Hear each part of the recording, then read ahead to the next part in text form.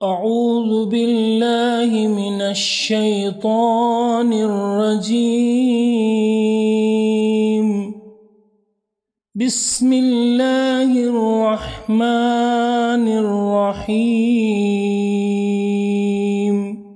ربما يود الذين كفروا لو كانوا مسلمين ذرهم يأكلوا ويتمتعوا ويلههم الأمل فسوف يعلمون وما أهلكنا من قرية إلا ولها كتاب معلوم. نحمدہ ونصلی علی رسولہ الکریم، اما بعد. خواتین و حضرات، آج ہم انشاءاللہ قرآن مجید کے 14ویں جز پر بات کریں گے. اس میں سب سے پہلے سورہ ہجر ہے، اس کے بعد سورہ نحل ہے. ہجر میں قصہ آدم و شیطان بھی بیان کیا گیا ہے. حضرت ابراہیم علیہ السلام کا واقعہ بھی ہے. آپ کے پاس 2 فرشتے آتے ہیں جو قوم لوط کی طرف بھیجے گئے تھے. قوم لوط کی تباہی کا ذکر آیا ہے. اس کے بعد اصحاب الایکہ یعنی حضرت شعیب علیہ السلام کی قوم اور اصحاب الحجر قوم سمود، ان کی تباہیوں کا ذکر ہے. اور نبی کریم صلی اللہ علیہ وسلم کو اس صورت کے اختتام میں نصیحت ہے کہ جو ناہنجار اور جو نابکار لوگ ہیں جو آپ کی دعوت کی مخالفت کر رہے ہیں، ان کے ساتھ آپ فصفہ الصفح الجمیل خوبصورت طریقے سے درگزر کیجئے، کنارہ کشی اختیار کیجئے. انا کفیناک المستہزئین، اور آپ کا استہزاء کرنے والوں کے لیے ہم کافی ہیں. اس کے بعد سورہ نحل ہے. خواتین و حضرات، یہ سورت بہت ہی انٹرسٹنگ سورت ہے. اس کی بیوٹی یہ ہے کہ کائنات کی بے شمار نشانیوں کو ایک سورت کے اندر بیان کیا گیا ہے. دوسری بیوٹی یہ ہے کہ اس کے اندر روانی ہے. دیگر صورتوں میں سٹرکچر کمپلیکیٹڈ ہوتا ہے اور مضمون کہاں ختم ہوا، دوسرا مضمون کہاں شروع ہوتا ہے، بیچ میں ایک ایسا مضمون آ گیا جو اوپر سے بھی کنیکٹ نہیں ہو پاتا ہے، نیچے سے بھی کنیکٹ نہیں ہو پاتا ہے. اس کے لیے ڈیپر تھنکنگ کی ضرورت ہوتی ہے. لیکن اس صورت کے اندر ایسا کوئی مسئلہ نہیں ہے، ایک رواں تقریر ہے پوری صورت کے اندر. سب سے پہلے توحید کا موضوع ہے، آخرت کا موضوع ہے اور قرآن کا موضوع ہے. اس کو لے کر اللہ تعالیٰ نے بہت سی خوبصورت باتیں بیان کی. اس کی شروعات ایک الارمنگ انداز میں ہے، اس لیے کہ جب رسول کسی قوم کے درمیان آ جاتا ہے تو اس قوم کا فیصلہ ہو جاتا ہے، یا تو وہ رسول کی بات کو تسلیم کرے اور رسول کی مخالفت کرنے کے نتیجے میں اللہ تعالیٰ کا عذاب بھی آ جاتا ہے. یہ ساری باتیں شروعات میں بیان کی. اس کے بعد اللہ تعالیٰ نے بتایا کہ انسانوں کو اس نے کیسے کھنکھناتے ہوئے گارے سے پیدا کیا. اللہ تعالیٰ نے چوپائے تمہارے لیے بھیجے جس میں تمہارے لیے بہت سے فوائد ہیں. اس کا اون بھی تم استعمال کرتے ہو، اس کی کھال بھی تم استعمال کرتے ہو، اس کا گوشت بھی تم استعمال کرتے ہو. بہت اس میں حسن بھی پایا جاتا ہے. جب صبح میں اور شام میں تم اسے چرانے کے لیے لے جاتے ہو اور واپس گھر لے آتے ہو، اللہ تعالیٰ موسلا دھار بارش برساتا ہے، اس کے نتیجے میں گھنے گھنے باغات پیدا کرتا ہے. آسمان کی طرف نگاہ اٹھاتے ہیں تو بے شمار اجرام فلکی سیلیسٹیل باڈیز ہیں. انسان آج تک ان پر غور و فکر کر رہا ہے، ان کی اسٹڈی کر رہا ہے، لیکن یہ کائنات ناپائیدہ کنار ہے. بے حد و حساب اس میں سیلیسٹیل باڈیز پائی جاتی ہیں. رنگوں کو اس نے پیدا کیا، کھانے پینے کی چیزوں سے لے کر درختوں، پھولوں، پتوں میں حسین رنگوں کی آمیزش ہے. سی فوڈ کا ذکر ہے، بڑے بڑے خوبصورت ماؤنٹینز کا ذکر ہے. تاروں کے بارے میں کہا کہ اس سے تم سمندری سفر میں اور ڈیزرٹ کے ٹریول میں راستہ پاتے ہو. ان سب نعمتوں کے ہوتے ہوئے تم کیسے گوارا کرتے ہو کہ اللہ کے علاوہ اور کو تم پکارتے ہو؟ وہ ہستیاں جن کا کوئی کردار نہیں ہے کائنات کا ایک ذرہ پیدا کرنے میں. پھر اللہ تعالیٰ نے بتایا کہ ڈونٹ بی ایروگنٹ. یہ جو تمہارا غرور ہے، تکبر ہے رسول صلی اللہ علیہ وسلم کے خلاف، یہ بالکل مناسب نہیں ہے. اور تم نبی صلی اللہ علیہ وسلم کی دعوت کے بارے میں کہتے ہو کہ یہ اساطیر الاولین ہے. تم ان کی دعوت کو نیچا دکھانے کے لیے منصوبے بناتے ہو، ڈرو اللہ تعالیٰ سے۔ اللہ تعالیٰ سے خوف دلایا گیا اور یہ بتایا گیا کہ یاد رکھو کہ بڑی ذلت اور رسوائی کے ساتھ فرشتے جب آئیں گے تو جان نکالیں گے، اس وقت کو یاد کرو، اور پھر جہنم کے دروازے کھول دیے جائیں گے، وہاں پہنچایا جائے گا، اس کو یاد کرو۔ اس کے بالمقابل جنت میں جو لوگ جائیں گے وہ اللہ تعالیٰ کا شکر ادا کریں گے۔ اس پورے مضمون میں سبق ہے کہ کائنات کے چپے چپے میں رسول کی دعوت کی صداقت پائی جاتی ہے۔ قرآن کا مطالعہ کرو، کائنات کا مطالعہ کرو، یہ پیغام ہے۔ آپ صلی اللہ علیہ وسلم کی رسالت کا موضوع بھی لیا گیا، کہا گیا کہ ہمارے رسول کے ذمے صرف یہ کام ہے کہ واضح طور پر تمہارے سامنے پیغام پہنچا دے، اور یہ یاد رہے کہ اللہ تعالیٰ نے ہر قوم اور ہر کمیونٹی میں رسولوں کو بھیجا ہے۔ جو صحابہ اکرام تنگ کیے جا رہے تھے، ان کی دل جوئی کے لیے فرمایا گیا کہ جو لوگ ہجرت کرتے ہیں، خدا کی راہ میں تکلیفیں اٹھاتے ہیں، صبر کرتے ہیں، انہیں اللہ تعالیٰ بہترین اجر سے نوازے گا۔ پھر کائنات کی آیتوں کا تذکرہ ملے گا کہ اللہ تعالیٰ نے شیڈو کو پیدا کیا، دو خدا کو تم پکارتے ہو یا کئی خداؤں کو تم پکارتے ہو، حالانکہ اس پوری کائنات میں ان کا کوئی رول نہیں ہے، اور جب تم تکلیف میں ہوتے ہو تو کس کو پکارتے ہو، کس سے دعا کرتے ہو۔ پھر بارش کا ذکر ہے، جانوروں سے دودھ کی نعمت کا ذکر ہے، شہد کا ذکر ہے، اور انسان کے جو ڈیولپمنٹل سٹیجز ہیں ان کا ذکر آیا ہے۔ یہ سب باتیں اللہ تعالیٰ نے بہت خوبصورتی سے یہاں بیان فرمائی ہیں۔ قیامت کے دن جب جہنم میں رسول کا انکار کرنے والوں کو اور مشرکین کو ڈال دیا جائے گا، تو جن کو وہ پکارتے تھے، جن ہستیوں کو، انہیں آخرت میں دیکھ کر کہیں گے کہ ہم ان کو پکارتے تھے، آج ہماری یہ مدد کے لیے آئیں۔ وہ کہیں گے کہ پروردگار ہم نے ان کو حکم نہیں دیا تھا، ہم تو تیرے بندے تھے، اگر انہوں نے ہماری عبادت کی ہے تو یہ ان کا جرم ہے۔ تو وہ وہاں برات کا اظہار کر دیں گے اور مشرکین کے کچھ بھی کام نہیں آئیں گے۔ جو کفار و مشرکین ہیں ان کے کردار کا بھی تذکرہ کیا کہ اسلام نہ قبول کرنے، توحید کی دعوت نہ ماننے، رسالت کو نہ ماننے، آخرت پر یقین نہ رکھنے کے نتیجے میں ان کا کردار کیا ہے۔ لڑکیاں جب پیدا ہوتی ہیں تو ان کے چہرے میں کلونس چھا جاتی ہے، لڑکیوں کو زندہ دفن کر دیتے تھے اس زمانے کے لوگ، اور آخرت کو نہیں ماننے کے نتیجے میں تمام بری صفات ان کے اندر پیدا ہو جاتی ہیں۔ اس کی وجہ یہ ہے کہ شیطان ان کو بہکاتا ہے، اور شیطان انسانوں کا کھلا ہوا دشمن ہے۔ اس صورت کے اندر بعض ویلیوز کا بھی ذکر ہے، جس میں عدل ہے، احسان ہے، رشتہ داروں کے ساتھ حسن سلوک ہے، اور بعض غلط کاموں سے بچنے، فحش ہے، منکر ہے اور بغاوت ہے، ان سب سے بچنے کی تعلیم دی گئی۔ یہ بھی ویلیوز یہاں آئے ہیں۔ خواتین و حضرات، اس سے یہ پورا مضمون ہمارا ختم ہوتا ہے کہ آج کے پارے میں جو مضامین آئے ہیں ان کو میں نے آپ کے سامنے پیش کیا۔ یہ بہت رواں مضمون ہے، اس لیے زیادہ دقت نہیں ہوتی ہے سمجھنے میں۔ آج ہمارا جو اسپیشل سبجیکٹ ہے وہ ہے پرابلم آف ایجنگ، یعنی یہ کہ بڑھاپا طاری ہونے کے مسائل۔ بوڑھے ہونا الگ ہے، بڑھاپا طاری ہونا الگ ہے، اولڈ ایج کے ہونا الگ ہے، ایجنگ ہونا الگ ہے۔ اس پر ہم بات کریں گے سورہ نمبر 16 میں آیت نمبر 70۔ صرف ایک آیت کو لیں گے اور تفصیل سے ایجنگ کے پرابلم پر بات کریں گے۔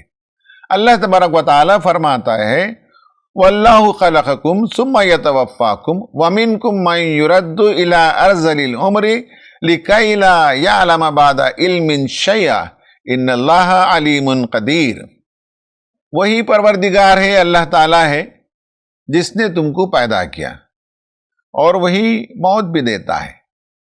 تم میں سے بعض کو بہت ہی ارذل العمر، بدترین عمر، فیبل سٹیج تک پہنچا دیتا ہے۔ جاننے کے بعد انسان پھر بھی نہیں جانتا۔ اللہ تعالیٰ علیم و قدیر ہے۔ یہ آیت بتاتی ہے کہ دیکھو اللہ تعالیٰ نے تم کو کیسے پیدا کیا، پھر وہ تم کو موت دیتا ہے۔ تم میں سے کوئی بدترین عمر کو پہنچ جاتا ہے تاکہ سب کچھ جاننے کے بعد پھر کچھ نہ جانے۔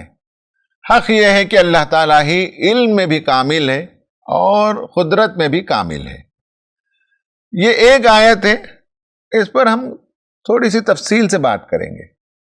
ایجنگ کا جو پرابلم ہے، ایجنگ کا جو ایشو ہے، چونکہ اس آیت میں اللہ تعالیٰ نے فرمایا کہ انسان کو ہم پیدائش کے بعد موت تک لے جاتے ہیں، اور بعض لوگوں کو موت ذرا دیر سے آتی ہے اور لمبی عمر ملتی ہے، اور ایسی عمر ہوتی ہے کہ انسان جاننے کے باوجود نہیں جانتا ہے، یعنی یہ کہ علم کا زوال ہو جاتا ہے، ذہنی صلاحیتوں کا زوال ہو جاتا ہے، اور انسان اس زمانے میں بہت سی ایسی حرکتیں کرنے لگتا ہے کہ ایک زمانے میں دوسروں کو گیان دیتا ہے، علم بانٹتا ہے، بہت عالمانہ اور فاضلانہ کام کرتے رہتا ہے، لیکن پھر اس کے بعد اس پر ایسا دور بھی آتا ہے کہ اسے خود اپنے بارے میں ہوش و حواس نہیں ہوتا۔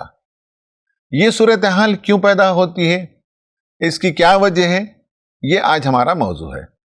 خواتین و حضرات، زندگی کا جو سٹیج ہے ڈیولپمنٹ کا، بچپن ہے تقریباً 12-13 سال تک، 12 سے 20-22 کے آس پاس ہم ایڈولیسنس کی عمر کہتے ہیں، شباب کی عمر کہتے ہیں۔ 20 سے 40 کی جو عمر ہے وہ جوانی کی عمر ہے، یوتھ۔ پھر 40 سے 60 کی جو عمر ہے وہ مڈل ایج کہلاتی ہے۔ 60 کے بعد اولڈ ایج شروع ہوتا ہے۔ ماہرین نفسیات نے 55-60 کے بعد اولڈ ایج بتایا ہے، اسی لیے ریٹائرمنٹ کی عمر کہیں 58 ہے، کہیں 60 ہے، کہیں 65 ہے۔ کوئی آدمی 60 کراس کر جائے، بوڑھا ہو جائے، تو اس میں کوئی اسٹگما نہیں ہے، کوئی عیب کی بات نہیں ہے، عمر تو گزرتی ہے۔ تو جیسے بڑھاپا آئے تو بعض لوگ بڑھاپے میں بھی اچھے ہوتے ہیں، اور بعض لوگوں پر بڑھاپا طاری ہو جاتا ہے۔ اولڈ ایج آنے کے ساتھ ایجنگ شروع ہوتی ہے۔ یہ ہمیں سمجھنے کی ضرورت ہے کہ قرآن ہمیں ایجنگ کے موضوع پر یہاں بتاتا ہے کہ فزیکل اینڈ کوگنیٹو ویکنیسز پیدا ہو جاتے ہیں۔ جسمانی طور پر بھی انسان کمزور ہو جاتا ہے، اور نفسیاتی طور پر بھی کمزور ہوتا ہے، اور جو کوگنیٹو ریگریشن کہتے ہیں، یعنی یہ کہ سوچنے سمجھنے کی صلاحیت میں کمی جو آ جاتی ہے، وہ ایجنگ کا ایک قدرتی حصہ ہے، اور یہ خدا کی ایک نشانی بھی ہے کہ وہ بندوں کو ذہانت دیتا بھی ہے اور ذہانت واپس لے بھی لیتا ہے۔ تو شیخ جو عربی میں کہتے ہیں، تو عمر میں جو آدمی بڑا ہوتا ہے اس کو بھی شیخ کہتے ہیں، علم میں جو آدمی بڑا ہوتا ہے اس کو بھی شیخ کہتے ہیں۔ یہ ضروری نہیں ہے کہ عمر والا شیخ، علم والا شیخ بھی باقی رہے، تو اس کا وہ حصہ کمزور ہو جاتا ہے، علم والا حصہ۔ انسان کے اندر 4 قسم کی کمزوریاں آتی ہیں ایجنگ کے ساتھ یا بڑھاپے کے ساتھ، اور یہ سب لوگوں کے ساتھ ہونا ضروری نہیں ہے۔ نمبر 1 یہ ہے کہ باڈیلی کمزوری آتی ہے، decline in health, decline in strength, decline in stamina, اور یہ وہ چیزیں ہوتی ہیں جس کے نتیجے میں بڑھاپے میں وقت کا زیادہ حصہ کنزیوم ہو جاتا ہے۔ ہیلتھ کو مینٹین کرنے میں جو ایلمنٹ، جو بیماریاں آتی ہیں، اس کا ریزسٹنس بھی کم ہو جاتا ہے، ایکٹیویٹیز بھی سلو ہو جاتے ہیں، جیسے کہ سیڑھی چڑھنا ہو یا کوئی اور فزیکل کام کرنا ہو، تو اس کے اندر سلونس آ جاتا ہے، اور انسان ایک فکس روٹین کا عادی ہوتا ہے۔ جب جوان ہوتا ہے تو رات بھر جاگ سکتا ہے، دن بھر کام کر سکتا ہے، لیکن عمر ہونے کے ساتھ آدمی کھانے پینے سونے جاگنے کے اوقات متعین ہو جاتے ہیں، اور اسی روٹین کا وہ عادی ہو جاتا ہے۔ عمر کے ساتھ آنکھوں کی بینائی بھی کم ہوتی ہے۔ یہ فزیکل ڈکلائن ہے۔ جو سوشل ڈکلائن ہوتا ہے، یہ بھی سب لوگوں کے ساتھ ہو ضروری نہیں ہے۔ آدمی جیسے ہی ریٹائر ہوتا ہے تو وہ سماج سے الگ ہو جاتا ہے۔ جس جگہ وہ آفیسر تھا، اب نہ وہ آفس جاتا ہے، نہ وہ اس کا روب باقی ہے، نہ اس کی وہ پہچان باقی ہے۔ گھر میں بھی بہت سے لوگوں کا رول سیکنڈری ہو جاتا ہے۔ اور ایک اور اصطلاح ماہرین نفسیات استعمال کرتے ہیں، وہ ہے ایمپٹی نیسٹ سنڈروم۔ انسان جب 60 یا اس سے آگے عمر کو پہنچ جاتا ہے تو اس کا گھر جیسے کہ چڑیا کا گھونسلہ ہوتا ہے، انڈے بچے دینے سے وہ گھونسلہ آباد ہوتا ہے، پھر دھیرے دھیرے بچوں کے جیسے پر لگتے ہیں، وہ بھر سے اڑ جاتے ہیں، اور پھر وہ گھونسلہ خالی ہو جاتا ہے۔ تو ماں باپ بچوں کی پرورش کرتے ہیں، ہنسی خوشی ان کی ترقی کو دیکھتے ہیں، اور انہیں کہتے ہیں کہ جہاں تمہاری مرضی آگے بڑھو، تو اس کے نتیجے میں دھیرے دھیرے گھر خالی ہو جاتا ہے، اس کا ایک شدید امپیکٹ پڑتا ہے۔ بہرحال سوشل لیول پر اس کا رول سیکنڈری ہو جاتا ہے۔ ایمٹی نیسٹ سنڈروم کہا جاتا ہے۔ بعض گھروں میں کوائرلز اور جھگڑے ہوتے ہیں باپ اور بچوں میں۔ اس کی ایک وجہ یہ بھی ہوتی ہے کہ بڑے لوگ اپنی سلطنت نہیں چھوڑنا چاہتے، ساس ماں اپنی سلطنت نہیں چھوڑنا چاہتی، اور گھر کے اندر جو نئی رانی آئی ہے وہ حکمرانی کرنا چاہتی ہے، اور پرانی جو رانی ہے، کوئین ہے، وہ اپنی جو حکومت ہے وہ نہیں چھوڑنا چاہتی، اس لیے کہ انہیں لگتا ہے کہ لاس آف اسٹیٹس ہو رہا ہے۔ یہ وہ چیزیں ہیں جس کے نتیجے میں سوشل لیول پر بھی انہیں پرابلم آتا ہے، سائیکالوجیکل لیول پر بھی پرابلم آتا ہے، اور یہ بھی سب کے ساتھ ہونا ضروری نہیں ہے۔ آج اسی موضوع پر ہم بات کریں گے، وہ ہے لاس آف ایبلٹی ٹو کانسنٹریٹ۔ کسی موضوع پر، کسی کام پر غور و فکر کرنا، کانسنٹریٹ کرنا، اس میں کمی آتی ہے، میموریز میں بھی کمی آ جاتی ہے، اور زندگی کے جو دیگر ایکٹیویٹیز ہوتی ہیں ان سے بھی آدمی کی دلچسپی کم ہو جاتی ہے۔ بچے اگر کسی ٹور پر جانا چاہتے ہوں، کوئی فنکشن کرنا چاہتے ہوں، تو ماں باپ کہتے ہیں جاؤ بچوں، تم اپنی زندگی بسر کرو، انجوائے کرو، ہم گھر میں رہنا پسند کرتے ہیں۔ تو اس طرح سے نفسیاتی طور پر بھی لوگوں سے ملنا ملانا، یہ ساری چیزوں کے اندر کمی آ جاتی ہے۔ ان کا وقت کٹتا نہیں، ان کے پاس بات کرنے کے لیے لوگ موجود نہیں۔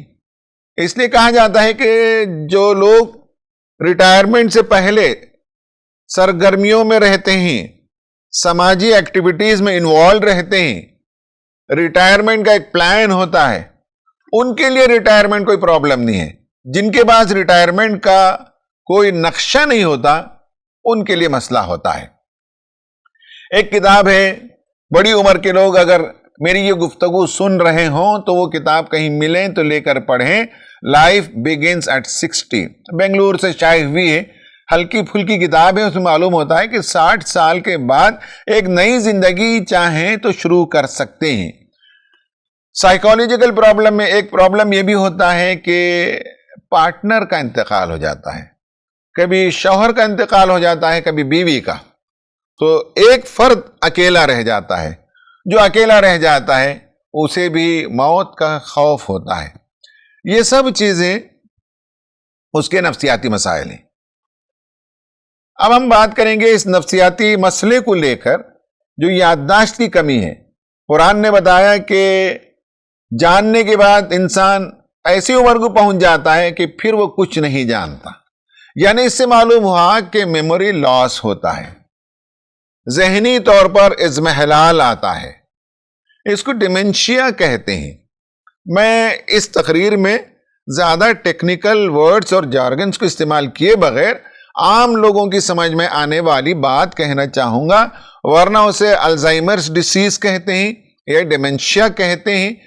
یہ آج کے جدید زمانے میں لوگوں نے اسے فائنڈ آؤٹ کیا، لیکن آپ کو پڑھ کر سن کر تعجب ہوگا کہ ابن سینا، جس سے مغرب کے لوگ اویسینا کہتے ہیں، جس نے میڈیکل پر جو کتاب لکھی القانون فی الطب، دی کینن آف میڈیسن، یہ تھے صاحب آج سے تقریباً 1000 برس پہلے کے، اور 1000 برس سے ان کی لکھی ہوئی کتاب آج بھی میڈیسن کے میدان میں بینچ مارک مانی جاتی ہے۔ اس کتاب میں 1000 برس پہلے ابن سینا نے بتایا، اس کا نام نسیان رکھا، جسے ڈیمنشیا کہتے ہیں۔ انسان بڑی عمر میں پہنچنے کے بعد جو بھول جاتا ہے، اس بیماری کا نام نسیان ہے، اور اس کے 3 ڈائمنشنز ہیں، 3 پہلو ہیں۔ فساد ذکر، کسی بات کے ذکر کرنے میں، کسی بات کو ایکسپریس کرنے میں فساد رونما ہو جاتا ہے، یعنی یہ ہے کہ پرابلم ہو جاتا ہے۔ بڑی عمر میں پہنچنے کے بعد کچھ لوگ ہوتے ہیں 60، 65، 70، 75 کی عمر میں، باتوں کو وہ یاد نہیں رکھ پاتے، inability to recall، بالخصوص جو کل پرسوں یا قریب میں جو باتیں ہوئی وہ ریکال نہیں کر پاتے، لیکن جو پرانی باتیں ہیں، بچپن کی باتیں ہیں، وہ انہیں یاد رہتی ہیں۔ تو اصل میں یہ ایک مینٹل پرابلم ہوتا ہے، ذہن کے کچھ حصے کھائے جاتے ہیں، ڈیمیج ہو جاتا ہے، خاص کر جو برین کا پیچھے کا حصہ ہوتا ہے اس کے اندر ڈیمیجز آ جاتے ہیں، تو اس کے نتیجے میں جو ریسنٹ میموری ہے وہ یاد نہیں رہتی، جو پاسٹ میموری ہے، دور کی میموری ہے، وہ یاد رہتی ہے۔ دوسری چیز یہ ہے کہ اپنا انٹرپریٹیشن، کسی چیز کو دیکھا، کسی سے ملاقات ہوئی تو وہ انٹرپریٹ نہیں کر سکتے، وہ اس کی توجیہ بیان نہیں کر سکتے۔ جو انہوں نے دیکھا، جو انہوں نے سنا، تو ان کا ذہن کام نہیں کرتا، ایکسپریس نہیں کر سکتے۔ اسی لیے فساد ذکر نام رکھا ابن سینا نے۔ آپ اگر ان سے پوچھیں کہ ناشتے میں آپ نے کیا کھایا، وہ بھی یاد نہیں رہے گا کبھی کبھی۔ یہ پرابلم ہوتا ہے، اور ایسے لوگوں کو ایپیلیپسی کا یا سٹروک کا دورہ ہونے کا امکان زیادہ ہوتا ہے۔ دوسرا ابن سینا نے بتایا کہ فساد فکر ایک تو ایکسپریس کرنا ہے، اور ایک ہے کوگنیشن میں، تھنکنگ میں، سوچنے میں پرابلم ہو جاتا ہے، اور انہیں اپروپریٹ بیہیویئر اور ان اپروپریٹ بیہیویئر، کیا بیہیویئر صحیح ہے اور کون سا بیہیویئر غلط ہے، اس کی تمیز ختم ہو جاتی ہے۔ بڑی عمر کے آدمی کے پاس آپ جائیں گے، پوچھیں گے کیا کر رہے ہیں، تو کہیں گے کہ میں لٹو کھیل رہا ہوں، میں گولی کھیل رہا ہوں، گویا کہ وہ بچپن میں گئے ہوئے ہیں، انہیں نہیں معلوم ہے، اور یہ بات بیان بھی نہیں کرنی چاہیے، لوگ ہنسیں گے۔ بعض لوگ ایسے بھی ہوتے ہیں کہ سامان گھر کا لے جاتے ہیں، بالکنی سے گرا دیتے ہیں، اتنا تو انہیں احساس ہوتا ہے کہ یہ برتن ہے، یہ گلاس ہے، یہ جگ ہے، یہ معلوم ہے، اس میں کوئی پرابلم نہیں ہے، لیکن اسے بالکنی سے نہیں گرایا جاتا، یہ کوئی بال نہیں ہے، گیند نہیں ہے کہ نیچے جانے کے بعد پھر اچھلے گا، یہ انہیں آئیڈیا نہیں ہوتا۔ نوجوانوں کو یہ بات یاد رکھنی چاہیے کہ گھر میں والدین یا بڑے ہوں اور ان کے ساتھ یہ مسائل پیدا ہوں تو معلوم کریں کہ یہ پرابلم ہے، یہ بیماری ہے، یہ ڈیمینشیا ہے، یہ کوئی شرارت نہیں ہے، یہ کوئی پاگل پن بھی نہیں ہے، یہ بھی آپ یاد رکھیے۔ تو یہ سب بیہیویئرل پرابلم یہ فکر کا ہے، اصل میں کوگنیشن کا ہے، اور اسی سے بیہیویئر بھی ہوتا ہے۔ اور تیسرا جو ابن سینا نے بیان کیا ہے وہ فساد تخیل ہے، یعنی خواب نہیں دیکھ پاتے یہ لوگ، اور اگر خواب دیکھیں گے تو یاد نہیں رہے گا، خواب بیان نہیں کر سکتے، یہ ان کا پرابلم ہے کہ بھول جاتے ہیں، بہت جلدی بھول جاتے ہیں، اور حقیقت کیا ہے، امیجنیشن کیا ہے، ان دونوں میں فرق بھی نہیں کر پاتے۔ کبھی ان کو جانور نظر آتا ہے، کبھی آگ نظر آتی ہے، کبھی بارش ہوتے ہوئے نظر آتی ہے، حالانکہ بارش نہیں ہے۔ وہ اصل میں میموری کا وہ حصہ ان کا مس ہو جاتا ہے، تو بچپن کی بارش کو دیکھتے ہیں تو اب بارش ہو رہی ہے سمجھتے ہیں، بچپن میں کسی جانور سے پرابلم تھا تو اب وہ جانور ان کو نظر آنے لگتا ہے۔ تو یہ سب تخیل کا پرابلم ہوتا ہے۔ ذکر کا پرابلم یعنی ایکسپریس کرنے میں مسائل ہو جاتے ہیں، اور امیجنیشن میں، تفکر میں پرابلم ہو جاتا ہے، اور اس کے بعد جو ہے تخیل میں پرابلم ہو جاتا ہے۔ یہ یا تو ہیڈ ٹراما سے بھی ہوتا ہے، کسی ایکسیڈنٹ وغیرہ کی وجہ سے، اور کبھی انٹرنل پرابلم ہوتے ہیں، بیماریاں ہوتی ہیں، یا مائنڈ کے اندر کی بیماری ہوتی ہے۔ آپ نے دیکھا ہوگا بعض بزرگوں کو کہ بہت نماز کے پابند تھے، اب اس کے بعد نماز پڑھنے کا احساس ہی نہیں ہے، تو آپ سمجھتے ہیں کہ وہ بے دین ہو گئے، نہیں، ان کو ڈیمینشیا ہو گیا ہے، انہیں نہیں معلوم ہے کہ اب نماز پڑھنا ہے۔ آپ انہیں وضو کرا دیں تو وہ پوچھیں گے کیا کرنا ہے، آپ کہیں گے نماز تو وہ پوچھیں گے کون سی نماز ہے، آپ کہیں گے ظہر کی نماز تو اس جانب رخ کر کے بیٹھ جائیں گے، حالانکہ قبلہ ادھر ہے۔ پھر وہ پوچھیں گے کیا پڑھنا ہے، کتنی رکعت پڑھنی ہے، آپ بتائیں گے سنت ہے کہ فرض، وہ بھی سمجھ میں نہیں آئے گا ان کو، وہ بس آپ کے کہنے پر 4 رکعت بیٹھے بیٹھے پڑھ لیں گے۔ تو یہ سب جو ایشو ہوتا ہے، بھول جانے کا، نسیان کا، کوگنیشن کا، ایکسپریشن کا، امیجنیشن کا، یہ وہ بات ہے جسے قرآن نے اس آیت میں بیان کیا کہ اللہ تعالیٰ ہے جو تمہیں پیدا کرتا ہے، اور اللہ تعالیٰ ہے جو تمہیں موت دیتا ہے، اور بعض لوگوں کو ایسی لمبی عمر عطا کرتا ہے کہ جاننے کے بعد ایسا ہو جاتا ہے وہ کچھ نہیں جانتے۔ یہ جو میموری لاس کا پرابلم ہے، الزائمرز پرابلم ہے، ڈیمینشیا کا پرابلم ہے، اور بھی ٹیکنیکل ورڈز استعمال ہوتے ہیں، تو اس کا ذکر اللہ تعالیٰ نے کیا اس صورت کے اندر، اس آیت کے اندر۔ اب میں اختتام کی طرف آتے ہوئے نئی نسل سے خاص کر کہنا چاہوں گا کہ ہماری کیا ذمہ داری ہے جب ہم دیکھیں کہ ہمارے گھر کے اندر ہمارے والد، ہماری ماں، ہمارے دادا، ہمارے رشتہ دار، ہمارے بڑے بھائی، پڑوس میں کوئی اس طرح کی بیماری کا شکار ہو جائے، اور ارذل العمر کو پہنچ جائے، فیبل ایج کو پہنچ جائے، بڑی عمر کو پہنچ جائے، تو ہماری کیا ذمہ داری بنتی ہے؟ ایک تو اللہ تبارک و تعالیٰ نے سورہ بنی اسرائیل میں فرمایا وَقَضَىٰ رَبُّكَ أَلَّا تَعْبُدُوا إِلَّا إِيَّاهُ، اللہ تعالیٰ نے یہ فیصلہ کر دیا ہے کہ اس کے علاوہ کسی اور کی عبادت نہیں ہوگی۔ وَبِالْوَالِدَيْنِ إِحْسَانًا، والدین کے ساتھ حسن سلوک کریں۔ إِمَّا يَبْلُغَنَّ عِندَكَ الْكِبَرَ أَحَدُهُمَا أَوْ كِلَاهُمَا فَلَا تَقُل لَّهُمَا أُفٍّ وَلَا تَنْهَرْهُمَا وَقُل لَّهُمَا قَوْلًا كَرِيمًا، تمہارے والدین دو میں سے دو یا ایک جو زندہ رہیں، بڑھاپے کی عمر کو پہنچ جائیں اور تمہارے پاس آئیں، تمہارے گھر میں رہنے لگیں، تو ان کے بیہیویئر سے فرسٹریٹ ہو کر اپنے ان پلیزنٹ فیلنگ تک کا اظہار نہ کرو۔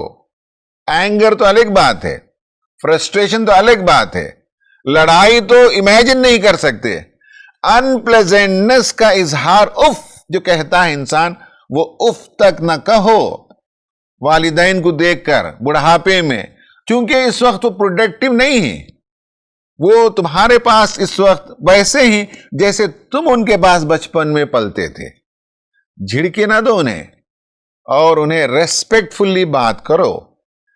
پھر اس کے بعد والی آیت میں اللہ تعالیٰ نے کہا کہ وَاخْفِضْ لَهُمَا جَنَاحَ الذُّلِّ مِنَ الرَّحْمَةِ، رحمت کے پر ان پر بچھائے رکھو۔ وَقُلْ رَبِّ ارْحَمْهُمَا كَمَا رَبَّيَانِي صَغِيرًا، دعا کرتے رہو کہ پروردگار ہمارے ان والدین پر تو ویسا ہی رحم فرما جیسا کہ بچپن میں انہوں نے ہمیں پالا تھا۔ یہ اسلام کی تعلیم ہے والدین کے سلسلے میں، اور آپ صلی اللہ علیہ وسلم کی تعلیم ہے کہ لَيْسَ مِنَّا مَن لَّمْ يَرْحَمُ صَغِيرَنَا وَيُعَقِّرُ كَبِيرَنَا، ہم میں سے نہیں وہ آدمی جو چھوٹوں پر رحم نہ کرے اور بڑوں کی توقیر نہ کرے۔ آپ صلی اللہ علیہ وسلم نے ہمیں یہ تعلیم دی ہے۔ یہاں بڑے سے مراد والدین بھی ہو سکتے ہیں، دادا دادی بھی ہو سکتے ہیں، ہم سے عمر میں جو بھی بڑے ہیں قریبی رشتہ دار، ان کے ہاں جب ہم یہ پرابلم دیکھتے ہیں ڈیمنشیا کا، الزائمر کا پرابلم دیکھتے ہیں، تو بھی ان کے ساتھ زیادہ توقیر کا معاملہ کریں۔ صحت مند ہوں تب بھی توقیر کا معاملہ کرنا چاہیے۔ اب ہماری جوانی ہے، پیسے کماتے ہیں، دنیا گھومتے ہیں، اور وہ سب کچھ کر کے واپس لوٹ کر بیٹھے ہوئے ہیں، تو بچوں کو سمجھنا چاہیے کہ وہ بوجھ نہیں، وہ نان پروڈکٹیو نہیں، وہ اپنی عمر میں اپنے حصے کا کام کر چکے ہیں، اور ان کی محبت، ان کی نگہداشت اور ان کا جو کچھ رویہ رہا ہے تربیت کا، اس کے نتیجے میں آج ہم بنے ہوئے ہیں۔ ہماری زندگی ایسی نہیں ہوتی اگر وہ محبت نہ کرتے، وہ تربیت نہ کرتے۔ تو انسان کو ساری چیزیں یاد ہونی چاہیے۔ جوانی کے زوم میں بوڑھوں کو دیکھ کر تحقیر نہ کریں، بلکہ ان کی توقیر کریں، ان کی عزت کریں۔ آپ صلی اللہ علیہ وسلم نے فرمایا کہ رغم انفو ثم رغم انفو ثم رغم انفو، 3 مرتبہ کہا کہ اس کی ناک خاک آلود ہو، یعنی یہ کہ وہ ناکام ہو، وہ شخص برباد ہے۔ آپ نے فرمایا قیل من یا رسول اللہ، صحابہ نے پوچھا کہ اے رسول صلی اللہ علیہ وسلم کس کے بارے میں آپ یہ فرما رہے ہیں؟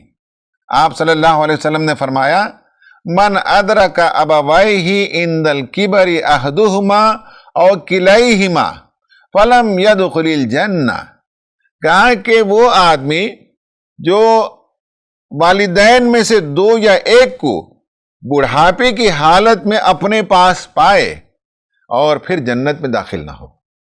خواتین و حضرات، بہت افسوس کی بات ہے، بہت سے گھروں کے واقعات ہمیں معلوم ہیں جہاں غربت ہوتی ہے، یا جن گھروں میں لڑائی جھگڑے کی نوبت ہوتی ہے، وہاں بڑوں کو نکال دیا جاتا ہے، گھروں سے نکال کر باہر کر دیا جاتا ہے۔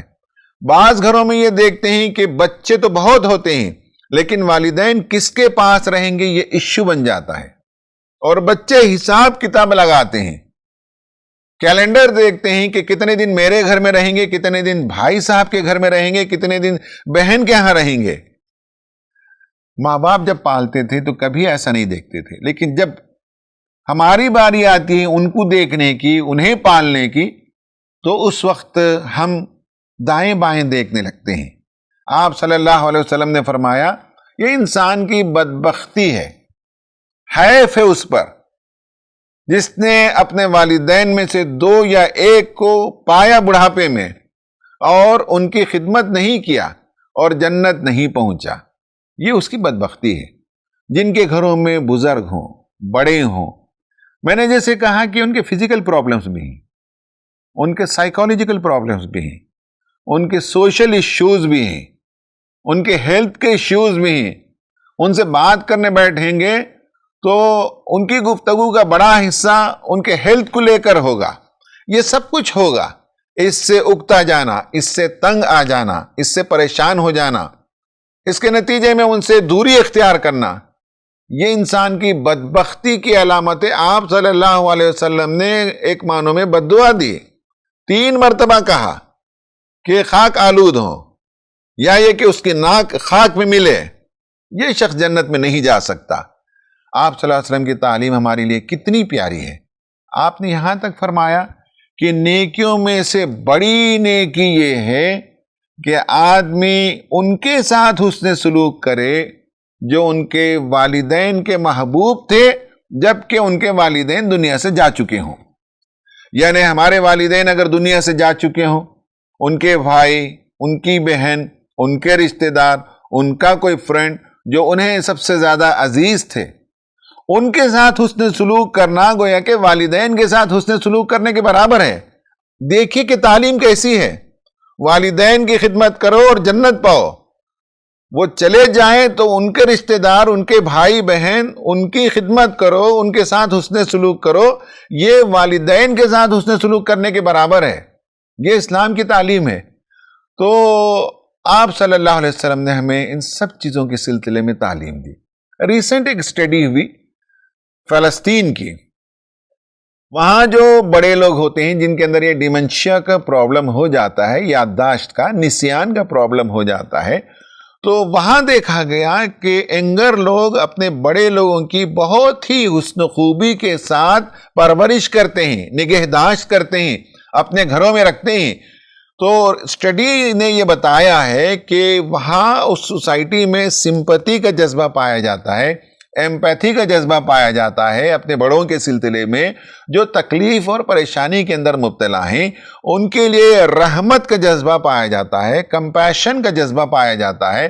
البتہ اس ریسرچ میں ایک بات سامنے آئی، وہ بات غلط ہے، اور اس عرب دنیا میں، وہاں بھی کچھ اور عرب علاقوں میں بھی انہوں نے ریسرچ کیا اور دیکھا تو یہ لوگوں کا خیال ہے کہ یہ جو ڈس آرڈر ہے ڈیمنشیا کا، الزائمر کا، نسیان کا، اس کو بعض لوگ مینٹل ریٹارڈڈنس سمجھتے ہیں، دیوانہ پن، پاگل پن۔ ایسا نہیں ہے، یہ دیوانہ پن اور پاگل پن نہیں ہے، یہ یادداشت کا لاس ہے، میموری کا لاس ہے۔ اس ریسرچ میں 48.3% لوگوں کا خیال یہ بھی ہے کہ یہ جو مینٹل النس آتا ہے یہ خدا کی طرف سے ایک پنشمنٹ ہے۔ یہ کیسے خیال آ گیا بھائی؟ کون سا ثبوت ہے؟ کس آیت میں یہ ہے؟ کس حدیث میں ہے کہ بڑی عمر میں انسان جب بھولنے لگتا ہے تو یہ اللہ تعالیٰ کی سزاؤں میں سے ایک سزا ہے؟ یہ کون سی حدیث میں ہے؟ کس آیت کے اندر ہے؟ اس کے لیے کوئی دلیل قرآن و سنت کے اندر موجود نہیں ہے، لوگوں نے خود سے ایجاد کیا ہے۔